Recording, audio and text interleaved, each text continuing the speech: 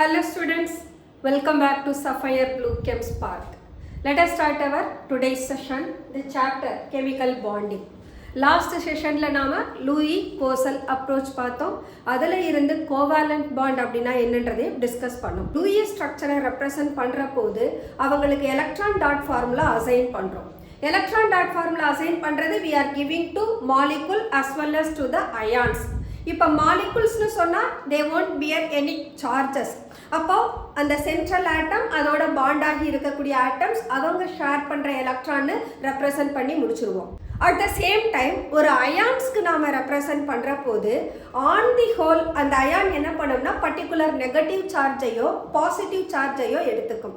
But அந்த negative charge அல்லது positive charge அந்த குரூப் ஆஃப் அயான் அதை நம்ம ராடிக்கல்ஸ்னு சொல்லலாம். அந்த ராடிக்கல்ஸில் எந்த ஆட்டம்க்கு பிலாங்கிங் அப்படின்றது நமக்கு தெரியாது. இந்த கேசஸ் யாருக்குன்னா ஒன்லி ஃபார் ராடிக்கல்ஸ்க்கு தான்.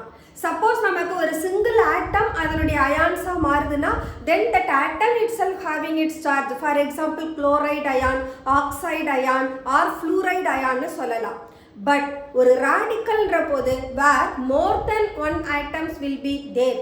அப்போ அங்கே பாலி அட்டாமிக் ஸ்பீசிஸ் ஒரு நெகட்டிவ் சார்ஜஸையோ பாசிட்டிவ் சார்ஜஸையோ கேரி பண்ணுற போது தான் we have to assign which of the atom has to bear the positive அல்லது நெகட்டிவ் சார்ஜ் அப்படின்றத கண்டுபிடிக்கணும்.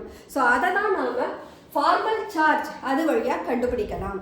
ஸோ ஃபார்மல் சார்ஜ்ன்றது ஒரு பாண்டட் ஆட்டம்ஸ் யாரெல்லாம் சேர்ந்து அந்த ராடிக்கல்ஸை ஃபார்ம் பண்ண போகிறாங்களோ அந்த ஆட்டம்ஸோட ஃப்ரீ ஸ்டேட்டில் அதோட வேலன்ஸ் எலக்ட்ரான் எவ்வளவு அவங்களில் இருந்து அந்த ஒவ்வொரு சில ஆட்டம்ஸ் மேலே லோன் பேர்ஸ் ஆஃப் எலக்ட்ரான் இருக்கும். அந்த லோன் பேர் எலக்ட்ரானை லெஸ் பண்ணணும். அதுக்கப்புறமா அதனுடைய பாண்ட் பேர் எலக்ட்ரான் அதில் ஹாஃப் ஆஃப் த பாண்ட் பேர் எலக்ட்ரானையும் லெஸ் பண்ணணும். அப்போ நாம் செய்ய வேண்டியது total number of valence electron minus total number of unshared pair of electron minus half of total number of bonding electron அல்லது ஷேர்டு பேர் ஆஃப் எலக்ட்ரான். இதுதான் இதனுடைய formula. So let us find how the formal charge is defined. So formal charge is defined as the difference between the number of valence electrons of that atom in an as isolated or free state. அவங்களோட free stateல இருக்கிற போது அது வச்சிருக்கக்கூடிய valence electron difference னு சொல்லிட்டோம். So we have to do the minus and the number of electron assigned to that atom in the Lewis structure. Lewis structure represent பண்ணுற போது அந்த ஆட்டம்ஸ் மேலே இருக்கக்கூடிய எலக்ட்ரான் அந்த லூயிஸ் ஸ்ட்ரக்சரில் வரக்கூடிய எலக்ட்ரான்ஸ் எப்படி இருக்கலாம்? நமக்கு ஷேர்டு பேர்ஸ் ஆஃப் எலக்ட்ரானாகவும் இருக்கலாம் அல்லது அன்ஷேர்டு பேர்ஸ் ஆஃப் எலக்ட்ரானாகவும் இருக்கலாம். பட் இந்த கால்குலேஷனுக்கு நாம் ஷேர்டு பேர்ஸ் ஆஃப் எலக்ட்ரானையும் எடுத்துக்கணும் அன்ஷேர்டு பேர்ஸ் ஆஃப் எலக்ட்ரானையும் எடுத்துக்கணும். இவங்களை வேலன்ஸ் எலக்ட்ரான்ல இருந்து லெஸ் பண்ணணும். So formal charge on an atom in a Lewis structure is mathematically given as total number of valence electron in the free state minus total number of non-bonding electrons, that is called the unshared pairs of electron னு சொல்லலாம் அல்லது lone pairs of electron னு சொல்லலாம் minus half of total number of bonding electrons, that is it is shared pairs of electron அல்லது bond pairs of electron. இதையே நாம half எடுத்துக்கிறோம் அப்படின்னா bonded atoms they are sharing the electron mutually. அப்போ நாம ஒரு ஆட்டம்ஸோட பர்டிகுலர் எலக்ட்ரானை மட்டும் எடுக்கிறோம்னா அப்போ அந்த பாண்ட்ல இருக்கக்கூடிய one electron that belongs to one of the atom another electron இன்னொரு ஆட்டமோட தான் இருக்கும். அதனால தான் பாண்டிங் பேர்ஸ் ஆஃப் எலக்ட்ரானை ஹாஃபால மல்டிப்ளை பண்றோம். Let us take carbonate ion. இந்த கார்பனேட் அயான்ல that bears two negative charges. அப்ப இந்த நெகட்டிவ் சார்ஜஸ் கார்பன் மேல வருதா அல்லது ஆக்சிஜன் மேல வருதான்னு நம்ம கண்டுபிடிக்க போறோம். ஆக்சிஜன் சொன்னா அவுட் ஆஃப் 3 ஆக்சிஜன் எந்த ஆக்சிஜன் மேல அந்த நெகட்டிவ் சார்ஜ் வருதுன்னு பார்க்கணும். ஸோ இந்த கால்குலேஷன் போடுற போது உங்களோட வேல்யூ 0ன்னு வந்ததுன்னா then the atom doesn't have any charge. அந்த ஆட்டம்க்கு எந்த சார்ஜும் இல்லைன்னு சொல்லலாம். ஸோ பாசிட்டிவ் சார்ஜ் வந்ததுன்னா then that atom it bears positive charge. அல்லது இந்த ரிசல்ட் நெகட்டிவ் சார்ஜஸை கொடுத்ததுன்னா then that atom bears negative charge. இதுதான் இதனுடைய கால்குலேஷன் வழியா கிடைக்கிற ரிசல்ட். ஸோ இப்போ நாம கார்பனேட் அயான் எடுத்துப்போம். அடுத்து என்ன பண்ணணும்? லூயி டாட் ஸ்ட்ரக்சரை கார்பனேட்டுக்கு ரெப்ரசன்ட் பண்ணணும். ரெப்ரசன்ட் பண்ண பின்னால இந்த ஆக்சிஜன் மேல எத்தனை அன்ஷேர்டு பேர்ஸ் ஆஃப் எலக்ட்ரான் இருக்குன்றத கவுண்ட் பண்ணணும் மைனஸ் அடுத்து அந்த பாண்ட் பேரை கண்டுபிடிக்கணும். இங்க ஒவ்வொரு இண்டிவிஜுவல் ஆட்டம்ஸா எடுத்து சால்வ் பண்ணணும். குரூப் ஆஃப் ஆட்டம்ஸ்க்கு நாம டிஃபைன் பண்ண முடியாது. So let us write the structure of carbonate. COOO கொடுத்தாச்சு. ஸோ ஆல்ரெடி நாம கார்பனேட்டோட லூயி டாட் ஸ்ட்ரக்சரை ரெப்ரசென்ட் பண்ணியிருக்கோம். அந்த நாலேஜ் படி எழுதலாம். ஆக்சிஜனுக்கு வேலன்ஸ் ஷெல் 6, அதனால இங்க 6 வந்துடும். கார்பன் தன்னோட வேலன்ஸ் ஷெல் எலக்ட்ரானை 3 ஆக்சிஜனுக்கும் ஷேர் பண்ணும். அப்போ ஒரு ஆக்சிஜன் இவங்க கூட ஒரு எலக்ட்ரான், நெக்ஸ்ட் ஆக்சிஜன் கூட ஒரு எலக்ட்ரான், இந்த ஆக்சிஜன் கூட 2 எலக்ட்ரானை ஷேர் பண்ணுது. இப்போ ஆக்சிஜனை எடுத்துக்கிறோம். ஆக்சிஜனை எடுக்கிற போது இட் ஹாஸ் டு பியர் இந்த மாதிரி வரும்னு சொன்னோம். ஏன்னா இங்க 2 நெகட்டிவ் சார்ஜஸ் இருக்கு. அப்போ 2 ஆஃப் த ஆக்சிஜனோட வேலன்ஸ் ஷெல்ல நாம 7 எலக்ட்ரான்ஸை ரெப்ரசென்ட் பண்ணணும். ஏன்னு கேட்டா அங்க மைனஸ் சார்ஜ் இருக்குன்னு சொல்லியிருக்கோம். ஸோ இந்த ஆக்சிஜன் மேல கண்டுபிடிக்கக்கூடிய ஃபார்மல் சார்ஜை நம்ம டிஸ்டிங்விஷ் பண்ணணும் எந்த ஆக்சிஜனுக்கு கண்டுபிடிக்கிறோம். அதனால இந்த 3 ஆக்சிஜன் ஆட்டம்ஸையும் ABCன்னு ரெப்ரசென்ட் பண்ணிப்போம். அப்ப இந்த oxygen OA, this oxygen OB, இந்த ஆக்சிஜனை OC னு எடுத்துப்போம். சோ இதுபடி நம்ம பாண்ட் லைன் ஸ்ட்ரக்சர் கொடுத்தோம்னா இப்போ carbon oxygen oxygen double bond oxygen வந்துரும்.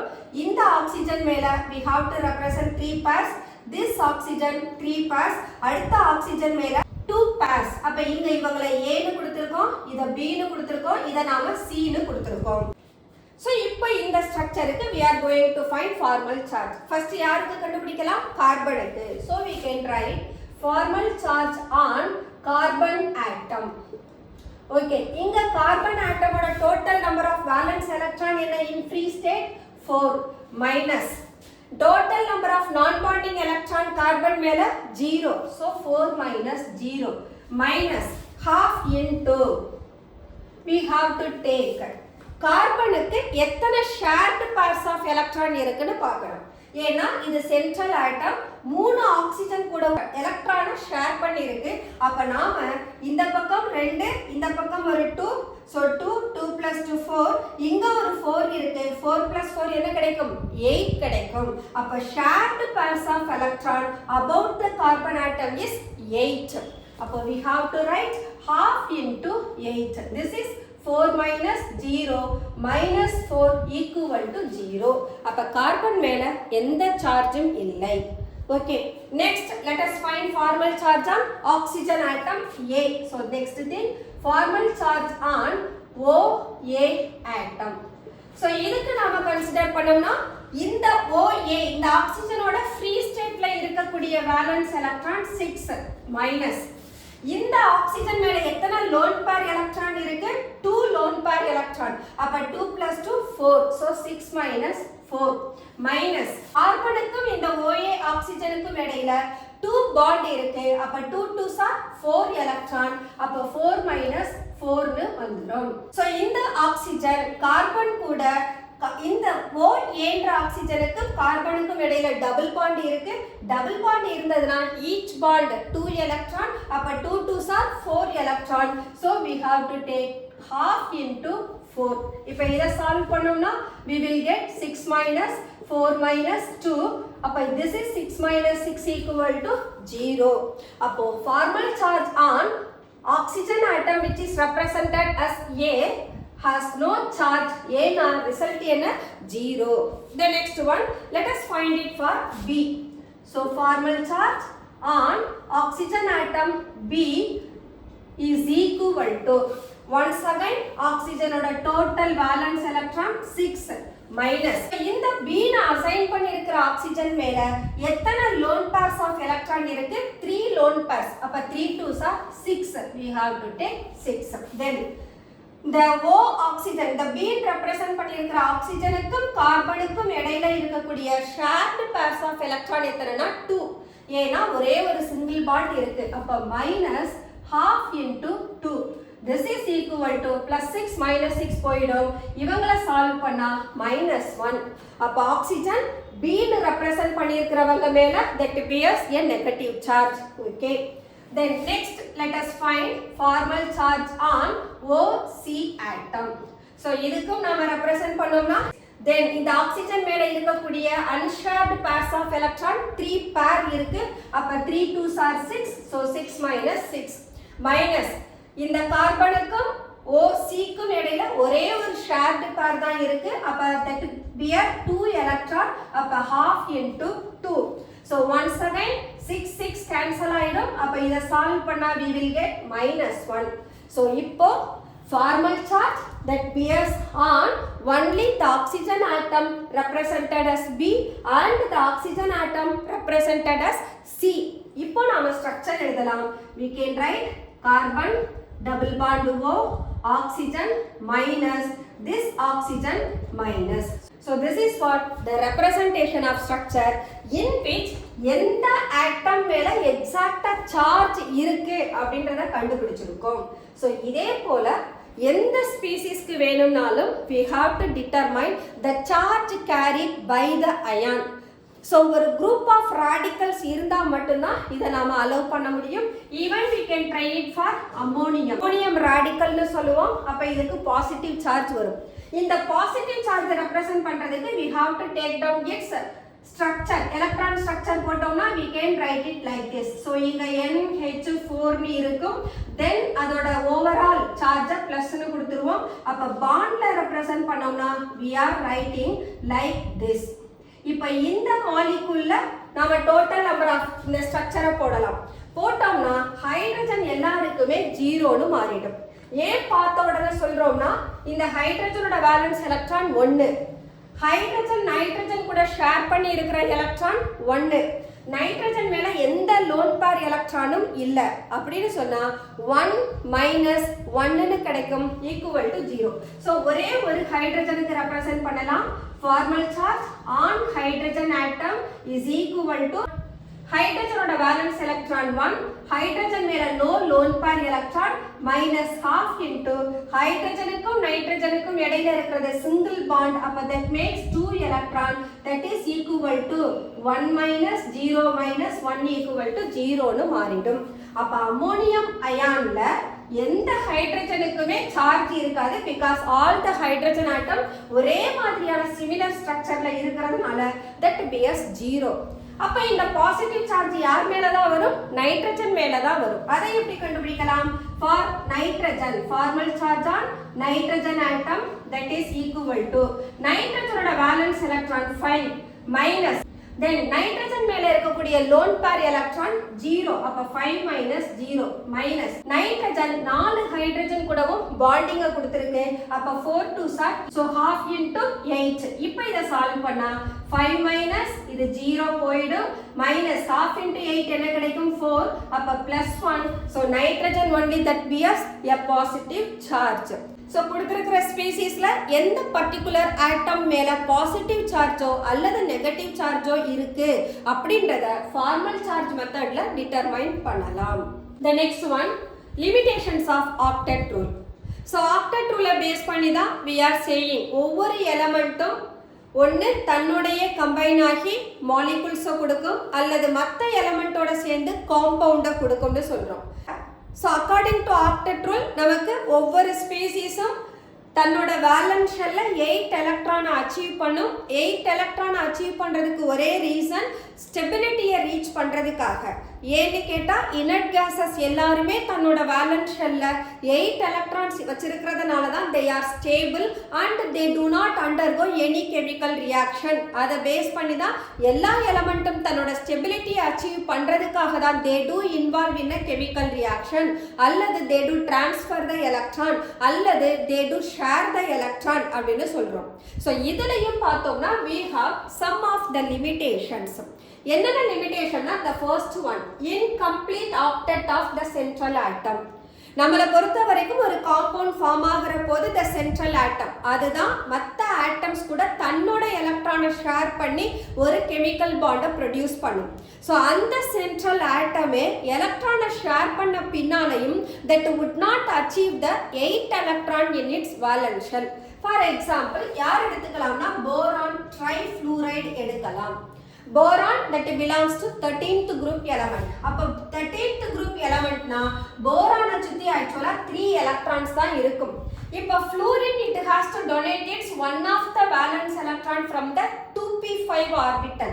அப்ப fluorine அதோட valence shellல 7 electron வச்சிருக்கும். So that shares its one of the electron with boron.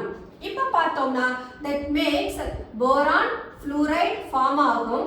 But இங்க போரானை சுத்தி 3 pairs of electron தான் இருக்கு. அப்ப this is equal to டோட்டலா 6 electron தான் கொடுக்கும்.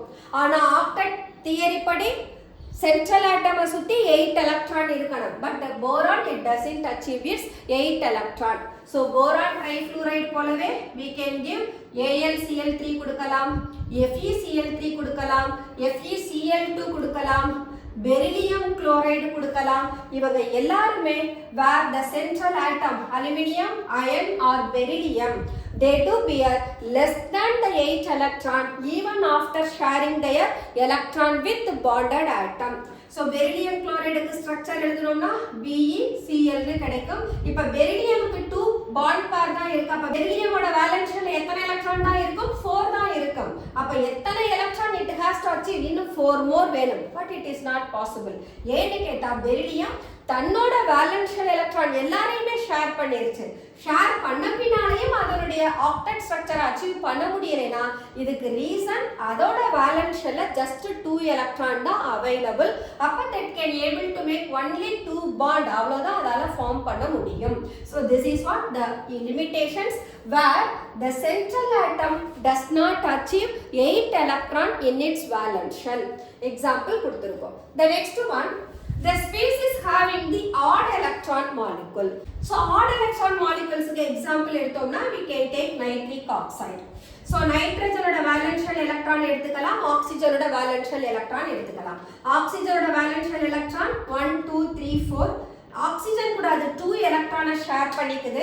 அதே போல இப்ப நைட்ரஜன் தன்னோட 2 எலக்ட்ரானை ஷேர் பண்ணுது. now it has 2 more electron and 1 electron. இப்ப நைட்ரஜனுக்கு வேலன்ஸ் ஷெல் 5, ஆக்சிஜனுக்கு வேலன்ஸ் ஷெல் 6 னு ஆயிடுச்சு. பட் நைட்ரஜனோட வேலன்ஸ் 3, ஏனா அது 3 பாண்ட ஃபார்ம் பண்ணனும் ஆக்சிஜன் கூட. அதனால என்ன பண்ணுதுனா இந்த 2 எலக்ட்ரானை அப்படியே ஆக்சிஜனுக்கு கொடுக்குது. that makes 1 2 3. இந்த nitrogen 2 எலக்ட்ரானையும் ஆக்சிஜனுக்கு கொடுத்ததனால it carries the positive charge. Besides that nitrogen கிட்ட ஒரு சிங்கிள் எலக்ட்ரான் இருக்கு. that is what here. அப்ப இங்க நைட்ரஜன் ஒரு odd எலக்ட்ரானோட இருக்கு. this is what the molecules having odd electron. இதே போல we can take it for nitrogen dioxide எழுதலாம். NO2. we can write NO2. இந்த நைட்ரஜனும் ஆக்சிஜனும் 2 pairs of electron ஷேர் பண்ணிக்கிறாங்க.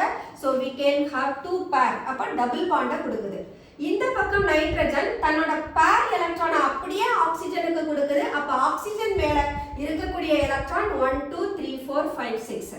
so 4 எலக்ட்ரானை ஷேர் பண்ண பின்னால ரிமைனிங் நைட்ரஜன் மேல ஒரு சிங்கிள் எலக்ட்ரான் இருக்கும். so we can represent the structure of the molecule as N double bond O, here oxygen. so with 3 pairs of electron nitrogen ஒரு pair electron ஆக்சிஜனுக்கு கொடுத்திருக்கு. அப்ப that have a positive charge. அது இல்லாம nitrogen மேல ஒரு single electron இருக்கு. that is odd electron. so these are the examples of the molecules having odd electron system. the next one, expanded octet. expanded னா என்ன? 8 எலக்ட்ரானை விட அதிகமா போயிடுறது. அப்போ ஒரு சென்ட்ரல் ஆட்டமை சுத்தி ஆக்சுவலா 8 எலக்ட்ரான்ஸ் தான் இருக்கணும். But some of the molecules they can have more than 8 electron. அவங்கள தான் நம்ம expanded octet னு சொல்றோம். இதுக்கு example we can take phosphorus pentachloride, sulfur hexafluoride. இங்க பார்த்தாலே தெரிஞ்சிரும். 5 chlorine, so 5 bond, 5 2s are 10 electron. SF6 sulfur hexafluoride, 6 fluorine. அப்ப 6 bond இருக்கும். 6 2s are 12 electron. அப்ப சல்ஃபரோட சென்ட்ரல் ஆட்டமை சுத்தி 12 electron இருக்கும். பாஸ்பரஸை சுத்தி 10 electron இருக்கும். so we can represent the molecules like phosphorus that makes Cl Cl Cl Cl. so this is what phosphorus pentachloride. we may find the 5 bonds, 5 2s are 10 electron. sulfur hexafluoride க்கு கொடுத்தோம்னா sulfur is the central atom. 1 2 3 4 5, 6. So we have 6 bond around the sulfur atom. அப்ப 6 2s are 12. அப்ப sulfur சுத்தி we have 12 electrons. So these are the molecules having more than 8 electron. Such octet is said to be expanded octet. இப்போ இங்க sulfur சுத்தி 12 electron வருது. இதே போல sulfur 8 electrons வச்சிருக்கக்கூடிய octet structureம் இருக்கு. We can take SCl2. SCl2 is sulfur dichloride. இதுக்கு நாம electron structure போட்டோம்னா we can write Cl. Chlorine தன்னோட ஒரு எலக்ட்ரானை சல்ஃபர் கூட ஷேர் பண்ணும். Sulphur out of 6 valence electron, chlorine கூட ஒரு எலக்ட்ரான், இந்த chlorine கூட ஒரு எலக்ட்ரான் கொடுத்துரும், ரிமைனிங் எலக்ட்ரான் இருக்கும். இப்போ இந்த சல்ஃபர் சுத்தி பாருங்க, it has actually 8 electron. அப்ப சல்ஃபர் மாலிகுல் 8 எலக்ட்ரானை வச்சிருக்கக்கூடிய ஆக்டெட் தியரியை ஒபே பண்ற காம்பவுண்டையும் கொடுக்கும், அதே போல எக்ஸ்பாண்டட் ஆக்டெட் உள்ள காம்பவுண்டையும் கொடுக்கும். Okay, what are the other limitations of octet rule? ஆக்சுவலா எல்லா ஆட்டம்ஸும் என்ன சொல்றோம்? it has to approach the stability. Stability எப்போ கிடைக்கும்? when do they have 8 electron in its valence shell. அதை பேஸ் பண்ணி தான் ஆக்டெட் ரூலை கொடுத்தோம். but nowadays inert gases they do form compound with the oxygen and fluorine. For example, xenon compound available, krypton ஓட compounds available. அப்போ 8 electrons இருந்தா அந்த element reactionல involve ஆகாது அப்படின்ற பாயிண்ட் ரூல் அவுட் ஆயிடுச்சு. so that is what the first limitation. The second limitation என்னன்னா, இந்த compound எப்படி ஃபார்ம் ஆகுதுன்றத சொல்லுது, but it does not account for its shape. இந்த எலக்ட்ரான்ஸ் எல்லாம் ஷேர் ஆகுது, ஷேர் ஆன பின்னால என்ன மாதிரியான ஷேப் அந்த மாலிகுல் அட்டைன் பண்ணும் அதை பத்தின எதையும் சொல்லல. Next thing, it does not explain about the stability of the molecule also. ஏன் ஸ்டெபிலிட்டியை பத்தி சொல்லலனா, it does not say about energy of the system. ஒரு காம்பவுண்டோட எனர்ஜியை பொறுத்து தான் அதோட ஸ்டெபிலிட்டி இருக்கும். காம்பவுண்ட் ஃபார்ம் ஆகுற போது அதோட எனர்ஜி ஆஃப் த சிஸ்டம் லீஸ்டா இருந்ததுன்னா that is said to be most stable. அதே எனர்ஜி ஆஃப் த சிஸ்டம் ஹையா இருந்தா that molecule is said to be least stable. அப்ப எனர்ஜி ஆஃப் த மாலிகுல்ஸை பத்தி டிஸ்கஸ் பண்ணாததுனால it is unable to explain about the stability of the molecule also. So these are the limitations of octet rule. The next one, electrovalent or ionic compound. According to Kosal approach, ஒரு electrovalent compound form பண்ணனும்னா they have to transfer the electron சொல்லிருக்காங்க. அப்படி எலக்ட்ரானை transfer பண்ற போது involved ஆட்டம் 8 electron அவங்களோட valence ஷெல்ல achieve பண்ணும் அப்படினு சொல்லிருப்பாங்க. சோ இப்போ நமக்கு ஒரு எலக்ட்ரோவேலன்ட் காம்பவுண்ட் ஃபார்ம் பண்ணனும்னா மெட்டல்ஸ் தான் யூசுவலா எலக்ட்ரானை ரிலீஸ் பண்ணும், நான் மெட்டல் எலக்ட்ரானை கெயின் பண்ணும். அப்ப கேட்டயானும் ஆனயானும் ஃபார்ம் ஆகும். இந்த கேட்டயான் ஆனயான் ஃபார்ம் ஆகுறதுக்கு they have to do metals எலக்ட்ரானை லூஸ் பண்ணனும்னா we have to consider ionization enthalpy. நான் மெட்டல் எலக்ட்ரானை கெயின் பண்ணனும்னா where we have to consider electron gain enthalpy. So இந்த காம்பவுண்ட் நமக்கு ஸ்டேபிளா இருக்கணும்னு சொன்னா அந்த sum of energy electron gain enthalpyயையும் ionization enthalpyயையும் ஆட் பண்ற போது அந்த sum of the energy என்ன வருதுன்றத பார்க்கணும். யூசுவலா அயானிக் காம்பவுண்ட் ஃபார்ம் ஆகுற போது அதனுடைய எனர்ஜி வேல்யூ பாசிட்டிவ்ல இருக்கு. பாசிட்டிவ் எனர்ஜியா இருந்ததுன்னா the molecule is said to be less stable னு சொன்னோம். பட் இங்க ionic compounds R more stable. அதுக்கு ரீசன் என்னன்னா, though the sum of energy is positive, இவங்களோட hydration enthalpy லார்ஜா இருக்கும். அந்த லார்ஜ் நெகட்டிவ் hydration enthalpy இந்த பாசிட்டிவ் வேல்யூவை நம்ம லெஸ் பண்ற போது அங்க நெகட்டிவ் வேல்யூ கிடைக்கும். அதனால தான் அயானிக் காம்பவுண்ட்ஸ் ஆர் மோர் ஸ்டேபிள்னு சொல்றோம். ஓகே, இப்போ எந்த மாதிரியான எலிமெண்ட் எலக்ட்ரோவேலன்ட் காம்பவுண்ட் ரொம்ப ஃபாஸ்டா ஃபார்ம் பண்ணுவாங்க அப்படின்னா the metals with the least ionization enthalpy. யாருக்கு ionization enthalpy lowest இருக்கோ அந்த மெட்டலும். Then the non-metal with the large negative electron gain enthalpy அவங்களும் they ready to form the electrovalent compound. அப்போ ஒரு electrovalent compound ஃபார்ம் ஆகுறதுக்கான favorable conditions என்னன்னா, lowest ionization enthalpy இருக்கணும், lowest positive. யூசுவலாவே அயனைசேஷன் என்தால்பி எண்டோதெர்மிக் தான், ஏன்னா எனர்ஜியை கொடுத்தோம்னா தான் எலக்ட்ரானை வெளியில எடுக்க முடியும். பட் எலக்ட்ரான் கெயின் என்தால்பி எப்படி இருக்கலாம், பாசிட்டிவாகவும் இருக்கலாம், நெகட்டிவாகவும் இருக்கலாம். அதனுடைய ஃபர்ஸ்ட் எலக்ட்ரான் கெயின் என்தால்பி நெகட்டிவா இருக்கும், சக்சசிவ் எலக்ட்ரான் கெயின் என்தால்பி பாசிட்டிவா மாறிடும். அதே போல நைட்ரஜனை எடுத்தோம்னா எலக்ட்ரான் கெயின் என்தால்பி ஆல்மோஸ்ட் ஜீரோன்னு டிஸ்கஸ் பண்ணியிருக்கோம், ஏன்னா ஹாஃப் ஃபில்டு. அதே இனர்ட் கேஸஸ்க்கு என்ன சொல்லியிருக்கோம்? எலக்ட்ரான் கெயின் என்தால்பி பாசிட்டிவ்னு சொல்லியிருக்கோம். ஸோ இங்க electron gain enthalpy first electron gain என்தால்பினா நெகட்டிவா இருக்கும். இதே ஆனியான்ல இன்னொரு எலக்ட்ரான் ஆட் பண்ற போது அது டை நெகட்டிவ் அயானா மாறும். அப்போ அந்த வேல்யூ பாசிட்டிவா இருக்கும். அப்போ ionisation enthalpy always endothermic. Electron gain enthalpy எக்ஸோதெர்மிக்காவும் இருக்கலாம், எண்டோதெர்மிக்காவும் இருக்கலாம். ஸோ இந்த வேல்யூவை நம்ம ஆட் பண்ற போது கிடைக்கிற நெட் ரிசல்ட் பாசிட்டிவா இருக்கும். பட் பாசிட்டிவா இருந்தாலும் இந்த காம்பவுண்ட நாம என்னன்னு சொல்றோம்? ஸ்டேபிள்னு சொல்றோம். இந்த எனர்ஜி டிஃபரன்ஸ் பாசிட்டிவா தான் எனர்ஜி வரும்ன்றதுக்கு எக்ஸாம்பிள் சோடியம் குளோரைடு எடுத்திருக்கோம். இந்த சோடியம் அதனுடைய அயனைசேஷன் என்தால்பி 495.8 கிலோஜூல். அதே குளோரைடோட electron gain enthalpy -348.7 kilojoule. Okay, இந்த எனர்ஜி ஒருத்தர் பாசிட்டிவ் இன்னொருத்தர் நெகட்டிவ் இவங்களை ஆட் பண்ணோம்னா that makes 147.1 கிலோஜூல். ஓகே, இப்போ எனக்கு கேட்டயான்ஸ் ஃபார்ம் ஆயிடுச்சு, ஆனயான்ஸ் ஃபார்ம் ஆயிடுச்சு. இந்த கேட்டயானும் ஆனயானும் ஒரு பர்టిక్యులர் 3 டைமென்ஷனல் ஆர்டர்ட் மேனர்ல தான் அவங்க அரேஞ்ச் ஆவாங்க. So it gives rice to a particular crystal lattice.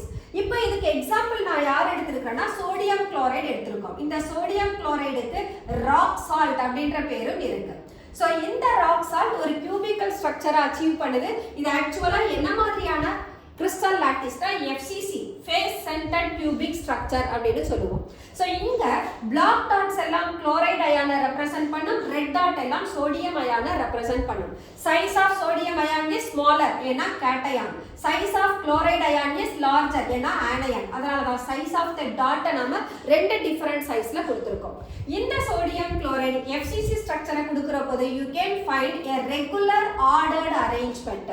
ஒரு கேட்டயானுக்கும் கேட்டயானுக்கு இடையில ஆனயான் இருக்கும், இல்லைன்னா ஆனயானுக்கு நடுவுல கேட்டயான் இருக்கும். அப்ப கேட்டயானும் ஆனயானும் அவங்க அந்த ஆர்டர்ட் ஸ்ட்ரக்சர்ல ஆல்டர்னேட் பொசிஷன்ல ஆக்குபை ஆகி இருப்பாங்க. ஸோ ஓகே, இந்த காம்பவுண்ட் எந்த மாதிரியான கிறிஸ்டல் லாட்டிஸை அச்சீவ் பண்ணும் அப்படின்னா that depends on size of the cation and anion. Second thing, effect of the packing எஃபிஷியன்சின்னு சொல்லுவோம். ஸோ பேக்கிங் எஃபிஷியன்சியை பொறுத்தும் சைஸ் ஆஃப் ஆனயான் கேட்டயானை பொறுத்தும் தான் that can achieve its crystal lattice. அந்த crystal lattice different types we have. CCP, FCC, HCP different ஃபார்ம்ல இருக்கு. So அந்த அயானோட சைஸை பொறுத்து that can achieve its crystal lattice. இந்த கிறிஸ்டல் லாட்டிஸ்ல பார்த்தோம்னா ஒவ்வொரு சோடியம் அயானை சுத்தியும் 6 குளோரைடு அயான் இருக்கும். அதே போல ஒவ்வொரு குளோரைடு அயானை சுத்தியும் 6 Na+ அயான் இருக்கும். அதனால இந்த ஸ்ட்ரக்சர் சோடியம் குளோரைடோட கோஆர்டினேஷன் நம்பர் எவ்வளோனா 6ன்னு கிடைக்கும். ஸோ இவங்க நாம மெட்டல் நான் மெட்டல்ல இருந்து ஒரு எலக்ட்ரோவேலன்ட் காம்பவுண்ட்னு டிஸ்கஸ் பண்றோம். இதுல நமக்கு ஒரு எக்ஸெப்ஷனலும் இருக்கு. That is ammonium ion. அமோனியம்ல nitrogen hydrogen both of them are non metal. ஆனாலும் they able to form a positively charged one. அதே போல இந்த அமோனியமோட சால்ட்ஸ் எல்லாருமே அயானிக் காம்பவுண்டா இருப்பாங்க. நான் மெட்டாலிக் ஸ்பேசஸ் கேட்டயானை கொடுக்குது அப்படின்னு சொன்னா ஒரே ஒரு எக்ஸாம்பிள் அமோனியம் மட்டும்தான். Ammonium alone can form the positively charged radical which carries the positive charge. So this is the exceptional case of non-metallic ionic compound. Okay, கோசல் அப்ரோச்சை மட்டும் பேஸ் பண்ணி ஒரு அயானிக் காம்பவுண்டோ அல்லது எலக்ட்ரோவேலன்ட் காம்பவுண்டோ ஃபார்ம் பண்றதை டிஸ்கஸ் பண்ண முடியாது. கோசல் அப்ரோச் படி bonded atoms 8 எலக்ட்ரான்ஸை achieve பண்ணணும், அது மட்டும்தான் அவங்க சொன்னது. பட் இங்க நமக்கு கேட்டயான் ஆனயான் ஃபார்ம் ஆன பின்னால it has to attain a particular crystal lattice. அந்த கிறிஸ்டல் லாட்டிஸை ஃபார்ம் பண்றதுக்கு இட் ரிக்வயர்ஸ் லாட்டிஸ் எனர்ஜி. அப்ப இங்க எலக்ட்ரோவேலன்ட் காம்பவுண்ட் ஃபார்ம் பண்ணணும்னா we have to consider lattice energy. அப்ப கோசல் அப்ரோச்சோ அல்லது octet ரூலோ is not sufficient to explain about the formation of ionic compound. Now let us find some of the characteristics of ionic compound. Ionic compounds are hard. ஏன்னு கேட்டா such a close packing. So இந்த packing ஒரு particular crystal லாட்டிஸ்ல packing efficiency அதிகமா இருந்ததுன்னா that molecule it becomes strong, ஹார்டா இருக்கும். At the same time they are brittle in nature. And இங்க இருக்கக்கூடிய பேக்கிங்ல சோடியமும் குளோரைடும் கேட்டயான் ஆனயானா தான் பிரசன்ட் ஆகியிருப்பாங்க, மாலிகுல்ஸா இருக்க மாட்டாங்க. அப்போ அது வாட்டரில் டிசால்வ் ஆகிற போது once again they give rise to their charged particle Na plus ion Cl minus ion கொடுக்கும். இந்த சோடியம் குளோரைட் சொல்யூஷனில் இருக்கிற போதோ அல்லது அதோட மோல்டன் ஸ்டேட்லையோ கரண்ட்டை கண்டக்ட் பண்ணும். ஏன்னா மொபிலிட்டி ஆஃப் அயான் அங்கே இருக்கும். அதே சாலிட் ஸ்டேட்டில் இருக்கிற போது that compound do not conduct electricity. ரெண்டாவது, இவங்களுக்கு high melting point boiling point இருக்கும். ஏன் ஹை மெல்டிங் பாயிண்ட் பாயிலிங் பாயிண்ட்னா once again because of close packing.